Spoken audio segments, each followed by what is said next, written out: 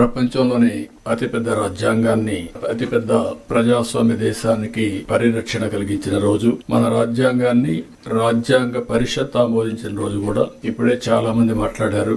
భారత రాజ్యాంగ నిర్మాత డాక్టర్ బిఆర్ అంబేద్కర్ సారథ్యంలో 2 సంవత్సరాల 11 నెలల 18 రోజుల పాటు సుదీర్ఘంగా ఆలోచించి రాసినటువంటి రాజ్యాంగం. అది కూడా ప్రపంచంలోనే ఒక లిఖిత రాజ్యాంగంగా ఈ రోజు మనం చూస్తే ఇది అమలు చేసి 75 సంవత్సరాలైనా ఎన్నో సవాళ్లు వచ్చినా ఆ సవాళ్లన్నీ అధిగమించి దేశ భవిష్యత్తుని, అదే మాదిరిగా భారతదేశ సమైక్యతను కాపాడుకుంటూ ముందుకు పోగలిగాం. డాక్టర్ అంబేద్కర్ 125వ జయంతి సందర్భంగా 2015 నుంచి రాజ్యాంగాన్ని భారత రాజ్యాంగ దినోత్సవంగా జరుపుకుంటూ ముందుకు పోవాలని గవర్నమెంట్ ఆఫ్ ఇండియా నిర్ణయించడం. మనం రాజ్యాంగాన్ని సమర్పించిన రోజు ఈ రోజైనా మనం అందరం కూడా జనవరి 26 నుంచి మన రాజ్యాంగాన్ని పరిరక్షించుకున్న దినోత్సవంగా మనం ముందుకు పోతూ వచ్చాం.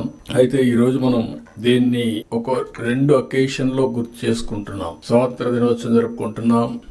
మొన్నటి వరకు జనవరి 26 రిపబ్లిక్ డే మాత్రం జరుపుకున్నాం. ఎన్డీఏ గవర్నమెంట్ వచ్చిన తర్వాత రాజ్యాంగాన్ని ఆమోదించిన రోజు కూడా మనం జరుపుకోవాలని నిర్ణయించడం అనేది చాలా ముఖ్యం. రాజ్యాంగాన్ని ఇప్పుడు మనం అందరం కూడా మన మైండ్ ని కంట్రోల్ చేయాలన్నా, కండిషన్ చేయాలన్నా ఏ రిలీజన్ సంబంధించి ఆ రిలీజన్ రిమైండర్ కింద చేసుకుంటూ వస్తున్నాం. హిందువులు చూస్తే దేవాలయాలు పోతారు, భగవద్గీతను ప్రాక్టీస్ చేస్తారు. క్రిస్టియన్స్ చూస్తే చర్చిలకు పోతారు, అక్కడి నుంచి ఏదైతే బైబిల్ ఉందో బైబిల్ ని చేస్తారు. ముస్లింస్ చూస్తే ఎక్కడ మసీదుకి వెళ్లి ప్రతి వారం కూడా మసీదుకి వెళ్లి అదే సమయంలో ఖురాన్ ని ప్రాక్టీస్ చేస్తా ఉంటారు. అలాంటిదాన్ని మనం కూడా ఆలోచించాల్సింది. భారత రాజ్యాంగం అన్ని మతాలకు, అన్ని ప్రాంతాలకు, అందరికి కూడా ఒక పవిత్రమైన గ్రంథం. ఇది ఆ స్ఫూర్తిని కూడా ఒకసారి గుర్తు చేసుకోవాల్సిన అవసరం ఉంది.